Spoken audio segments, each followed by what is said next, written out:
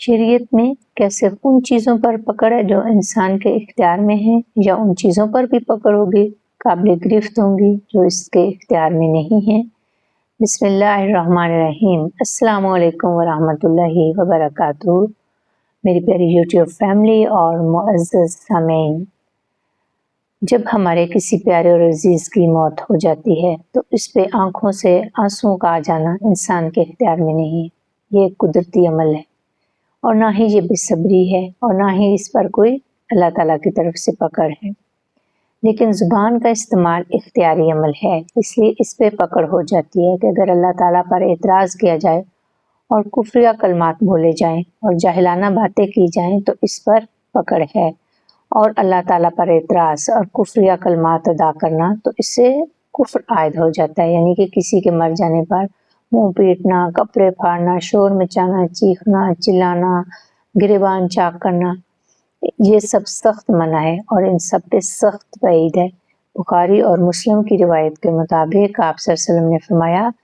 کہ وہ شخص ہم میں سے نہیں ہے، یعنی کہ وہ مسلمان نہیں ہے، مومنین میں سے نہیں ہے، جو کسی مصیبت پر اپنے منہ پر تمانچے مارے، گریبان پھاڑے اور جاہلیت کی باتیں کرے، یعنی کہ ایسے الفاظ زبان سے نکالے جن کی اسلام میں اجازت نہیں ہے۔ ایک مرتبہ حضور اقدس صلی اللہ علیہ وسلم نے فرمایا کہ اللہ تعالیٰ آنکھ کے آنسوؤں اور دل کے غم پر عذاب نہیں دیتا، بلکہ زبان کی وجہ سے عذاب دیتا ہے یا رحم فرماتا ہے، یعنی کہ اگر تو آنکھوں سے آنسو آئے اور جو ہے اس وقت انا للہ و انا الیہ راجعون پڑھا، خیر کا کلمہ پڑھا تو یہ باعث رحمت ہے، لیکن اگر اس وقت زبان سے ایسے کلمات ادا کیے کہ کیا اللہ تعالیٰ کو میرا ہی عزیز لینا تھا، کوئی اور نہیں ملا تھا، یا خدا نے مجھ پر ظلم کیا، یا فلاں شخص کو قدرت کے سفاک ہاتھوں نے ہم سے ایسے وقت میں چھین لیا جبکہ ہمیں اس کی بہت زیادہ ضرورت تھی، وغیرہ وغیرہ، تو ان سب پہ قیامت کے دن سخت عذاب کی وعید سنائی گئی ہے۔ جب کوئی مصیبت پہنچے تو مومن کا کام ہے کہ ہر حال میں صبر کرے، اللہ سے راضی رہے اور مصیبت پر آخرت کے ثواب کی امید رکھے۔ حضور اکرم صلی اللہ علیہ وسلم کے صاحبزادے حضرت ابراہیم علیہ السلام کی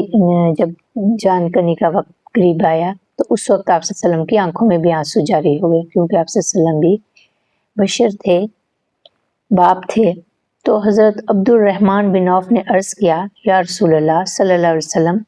عام لوگ تو بچوں کی موت پر روتے ہی ہیں، بھلا آپ بھی رونے لگے؟ تو آپ صلی اللہ علیہ وسلم نے فرمایا کہ یہ قدرتی ہے، رحمت ہے جو اللہ پاک نے دل میں رکھی ہے، یعنی کہ والدین یا اپنے عزیزوں یا بہن بھائیوں کی موت پر، ان کے انتقال پہ، ان کے لیے ہمارے دل میں جو رحم ہوتا ہے، محبت ہوتی ہے، اس کی وجہ سے ہمارے آنسو آنا فطری عمل ہے، اور ان پر دل کا غمزدہ ہونا بھی فطری عمل ہے۔ تو آپ صلی اللہ علیہ وآلہ وسلم نے فرمایا کہ اے ابراہیم، تمہاری جدائی سے ہم کو رنج ہے۔ آپ صلی اللہ علیہ وسلم نے فرمایا کہ ہم زبان سے وہی کہتے ہیں جس سے ہمارا رب راضی ہو، یعنی کہ زبان سے ہمیں ایسے کلمات ادا کرنے چاہیے جن سے اللہ تعالیٰ کی رضا ہو اور اس پہ ہمیں صبر کا اجر ملے۔ کسی کی موت پہ نوحہ کرنا باعث لعنت ہے، اور یہ کام خواتین کرتی ہیں۔ حضرت ابو سعید خدری سے روایت ہے کہ رسول اکرم صلی اللہ علیہ وسلم نے نوحہ کرنے والی عورت پر اور جو دھیان دے کر اس کا نوحہ سنتی ہے اس پر بھی، یعنی کہ دونوں پر لعنت بھیجی ہے۔ جیسا کہ ہمیں پہلے جو حدیث ہم نے شیئر کی ہے اس سے معلوم ہوا کہ کسی کی موت پر بے اختیار آنکھوں سے آنسو آ جانا، دل کا غم زدہ ہونا، یہ پکڑ نہیں ہوگی اس پہ، یہ قابل مواخذہ بات نہیں ہے، لیکن زبان سے جاہلانہ باتیں کرنا، کفریہ کلمات ادا کرنا، خدائے بزرگ و برتر پر اعتراض کرنا، اور اپنے اختیار سے جان بوجھ کر چیخنا، چلانا، شور مچانا، کپڑے پھاڑنا، اسلام میں ان کی سخت ممانعت ہے، اور روز قیامت اس طرح کرنے والے کا جو ہے وہ بہت زیادہ عذاب کی، سخت عذاب کی ان کو وعید سنائی گئی ہے۔ حضرت ابو مالک اشعری رضی اللہ تعالیٰ عنہ سے روایت ہے کہ آپ صلی اللہ علیہ وسلم نے ارشاد فرمایا کہ نوحہ کرنے والی عورت اگر موت سے پہلے توبہ نہیں کر لیتی، اللہ تعالیٰ سے اپنے اس عمل کی معافی نہیں مانگ لیتی، تو قیامت کے دن اس حال میں کھڑی کی جائے گی کہ اس کے بدن پر ایک کرتا کتران کا ہوگا اور ایک کرتا کھجلی کا ہوگا، یعنی کہ اس حدیث میں نوحہ کرنے والی عورت کا ذکر ہے کہ جس کو سخت ترین عذاب دیا جائے گا، اور یہ وہ سزا ہے جو اس کو قیامت کے دن دی جائے گی۔ اب یہ قطران کیا ہے اور یہ کرتا کھجلی کا اس کی حقیقت کیا ہے؟ تو قیامت کے دن عورت کو جو نوحہ کرتی ہے اس کو کرتا پہنایا جائے گا کھجلی کا، اور اس کے علاوہ اس کے اوپر دوسرا کرتا پہنایا جائے گا قطران کا۔ قطران عرب میں ایک درخت تھا، اور اس کے اندر جو پانی نکلتا تھا نا اس درخت سے، اس کی خاصیت ایسی تھی سخت جیسے تیزاب، اور وہ تیزاب یعنی کہ وہ پانی قطران کا کھجلی جس شخص کو ہوتی تھی اس کے بدن پر لگایا جاتا تھا، جس سے کھجلی جل جاتی تھی اور پھر آرام آ جاتا تھا۔ تو نوحہ کرنے والی عورت کے جسم پر قیامت کے دن اول تو کھجلی مسلط کی جائے گی، یعنی کہ اس کو ایسا کرتا پہنایا جائے گا جو کھجلی والا ہوگا، یعنی کہ اس کا لباس کھجلی والا ہوگا۔ پھر اس کھجلی پر قطران ملا ہوا ہوگا جس کی وجہ سے بہت سخت تکلیف ہوگی، یعنی تکلیف کئی گنا بڑھ جائے گی۔ اس کا اندازہ ہم اس سے کر سکتے ہیں ایک مثال سے کہ جیسے دنیا میں جب کسی شخص کا کوئی زخم وغیرہ ٹھیک نہ ہو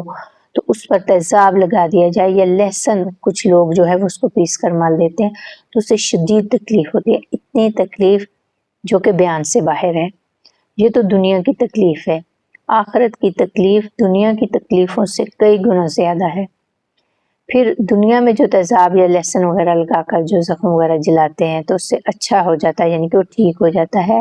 لیکن آخرت میں چونکہ عذاب دینا مقصود ہے اس لیے قطران کے ملنے سے کھجلی جائے گی نہیں، بلکہ برابر شدید تکلیف ہوتی رہے گی، یعنی کہ قطران کو جب ملا جائے گا تو تکلیف کئی گنا بڑھ جائے گی۔ تو میری پیاری بہنوں، نوحہ کرنے سے توبہ کرو اور آخرت کی فکر کرو تاکہ وہاں سے عذاب نہ ہو۔ اللہ تعالیٰ سے دعا ہے کہ ہم سب کو آسانیاں عطا فرمائے اور آسانیاں تقسیم کرنے کا شرف عطا فرمائے۔ آمین ثم آمین۔ یا